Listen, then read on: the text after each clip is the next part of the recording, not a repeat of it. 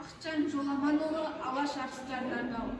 Тарихтың өз айқындап берген салмағын, сарапқа салып ақиқатымен жалғанын, Алаштың аптал азаматтар сол тұста аспандатқан күллі қазақтың арманын, замана желі ұйтқи соққан екпінмен, ел мұратын өз арманым деп білген, тәуелсіздіктің жолында кеткен арысты әрбір қазақ білуі тиіс ес білген. Шайқалған сол тұста елімнің тұнығы, асыра сілтеген биліктің былығы, басыңды көтергін, көзіңді аш, оян деп, оятпақ болыпты қазақтың бір ұлы. Кендемес халқымыз ақыннан, батырдан, намысты ту етіп, алашты башынған, қараңғы қазақтың көгінде күн болып, алашқа ұрансап, елдікке шақырған. Алашты азаттық жолына бұрғандар, елімде еңсесі оққа да тұрғандар, Әлихан Ахмет, Міржақып Мағжандар, алаштың аршы, саяси құрбандар.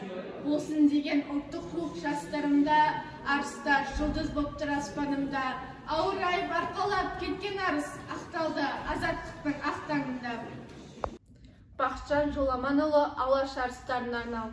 Тарихтың өз айқындап берген салмағын, сарапқа салып ақиқатымен жалғанын, Алаштың аптал азаматтар сол тұста аспандатқан күллі қазақтың арманын, замана шелейітқи соққан екпінмен, ел мұратын өз арманым деп білген, тәуелсіздіктің жолында кеткен арысты әрбір қазақ білуі тиіс ес білген. Шайқалған сол тұста елімнің тұнығы, асыра сілтеген биліктің былығы, басыңды көтергін, көзіңді аш, оян деп, оятпақ болыпты қазақтың бір ұлы.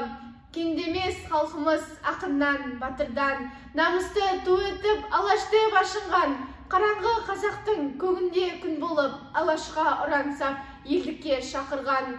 Алашты азаттық жолына бұрғандар, елімде еңсесі оққа да бұрғандар. Әлихан Ахмет, Міржақып Мағжандар, алаштың арысы, саяси құрбандар. Болсын деген ұлттық рух жастарымда, арыстар жұлдыз боп тұр аспанымда. Ауыр ай барқалап кеткен арыс, ақталды азаттықтың ақ таңында.